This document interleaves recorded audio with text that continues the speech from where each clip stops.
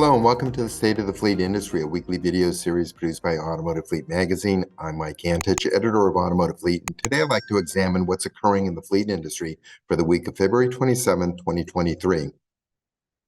And after covering the fleet management industry for the past several decades, I've discovered that invariably the top two priorities for most fleet managers are cost containment and fleet safety.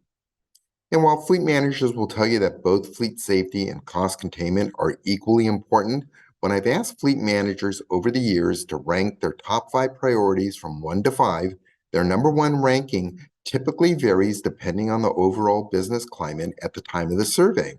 So, for instance, when the economic outlook is uncertain, then cost containment is typically ranked by fleet managers as their number 1 priority, and safety ranked number 2. But when the economy is strong and business is good, then safety pivots to the number 1 priority and cost containment drops to number 2 position.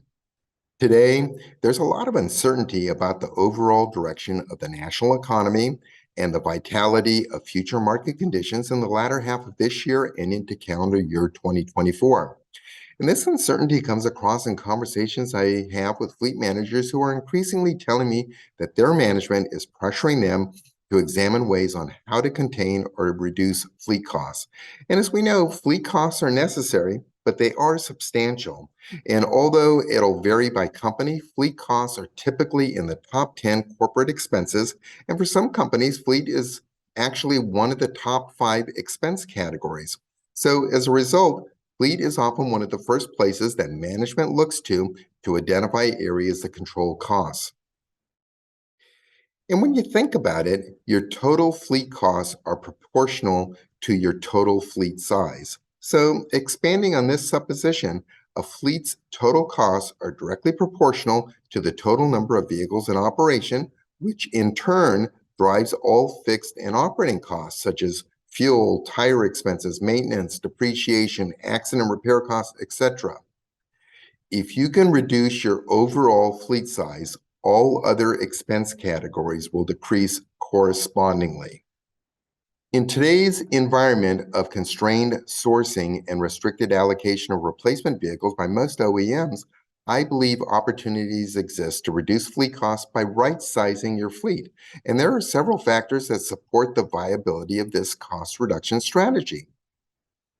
First, the restricted volume of replacement vehicle availability from OEMs brings to question the merit of assigning a company vehicle to employees who only marginally meet the eligibility threshold of annual business miles driven. Would an employee reimbursement program be a better alternative for these marginal drivers? Second, there is widespread acceptance of the work from home business model that provides right-sizing opportunities. And according to IRS rules, the first trip and last trip of the day from your home are viewed as personal miles, even if your home is used as a home office. This is just the rules. And as a consequence, this reduces the number of business miles driven annually, which is often the criteria for being assigned a company-provided vehicle. Would a driver shifted to a monthly allowance or cents per mile reimbursement program be a viable alternative for some work from home employees who have lower than average annual business miles? And third, the widespread use of virtual meetings has likewise reduced annual business miles driven, especially since there are fewer meetings occurring at a customer's office. And again, might these situations be considered right-sizing opportunities by shifting drivers to a reimbursement program? One fact of life in fleet management is that fleet inventories often grow over time, and it's called fleet creep. And today, what's driving fleet creep are vehicles that are being kept in surplus just in case they're needed. And I know of some companies that even when vehicles are replaced, oftentimes transport these out-of-service vehicles to be put in storage just in case. And even though it's hard to get all of the new vehicles we need, I guarantee you there are more fleets than you think that have more vehicles in their possession than what they actually need. And I understand that surplus vehicles are sometimes needed because allocation ordering is limiting companies to replace only a portion of what they actually need to replace. And I understand that catastrophic failures occur or that accident damage occurs, that requires a quick replacement vehicle, and pulling one out of surplus is a quicker solution versus buying one out of dealer stock. But this doesn't mean that best practices for vehicle utilization should be ignored. And when you examine historical fleet data, on average, about 5 to 10% of fleet assets are underutilized due to operational inefficiencies. And I believe this number is still valid today, even in an era of allocation ordering. And it's not unheard of that identical make model of vehicles in the same fleet may have vastly different rates of utilization. So, for example, a light duty pickup in one department may see usage averaging 18,000 miles per year, while an identical unit in another department is used only 5,000 miles per year. If the vehicles are geographically near one another, does it make sense to rotate or exchange the assignments at some point to balance out usage? And the answer is sometimes it does, but as we know, fleet is never that easy. And as I say, the devil is always in the details. And that's why right sizing is a sensitive issue within corporate fleets. What looks great on paper in terms of potential cost reductions may not seem like a great idea to company drivers or to user group managers who are operating those vehicles. And as any longtime fleet manager will tell you, achieving proper equilibrium between vehicle inventory and required service levels is easier said than done. Plus, fleet size fluctuation is a fact of life in fleet management. Reductions in fleet size often occur as a result of decisions made at management levels much higher than that of the fleet manager. So, for instance, sales departments, they experience cutbacks requiring the defleeting of vehicles, or business units or product lines are sold or shut down. Likewise, installation and service operations may be outsourced, all of which requires the fleeting of vehicles. And as a result, managing a fleet is a juggling act. I mean, how true is that?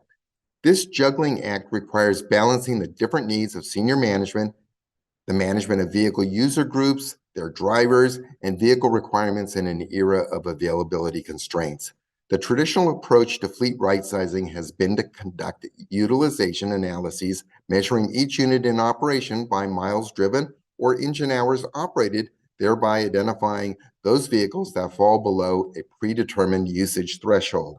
Oftentimes, when you talk to user groups, you discover that there are indeed underutilized vehicles.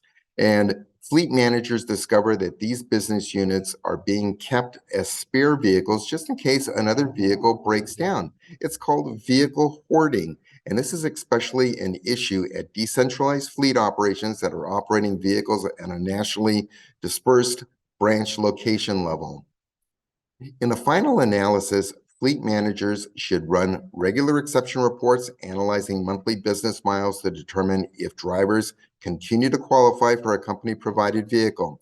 If a driver consistently drives less than the break-even mileage, then right-sizing demands that the vehicle be taken away and that the driver be shifted to a monthly allowance or cents per mile reimbursement program.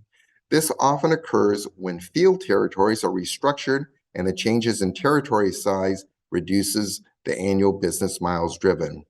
So, in conclusion, I like to stress that fleet inventory management, it's an ongoing process, and it is the fleet manager's responsibility to continually identify and act upon opportunities to maximize fleet utilization. And in the context of this week's discussion, inventory management must be an integral part of any cost containment strategy. So with this as my final observation, I'd like to conclude my State of the Fleet Industry presentation for the week of February 27, 2023, and I'd like to thank you for watching.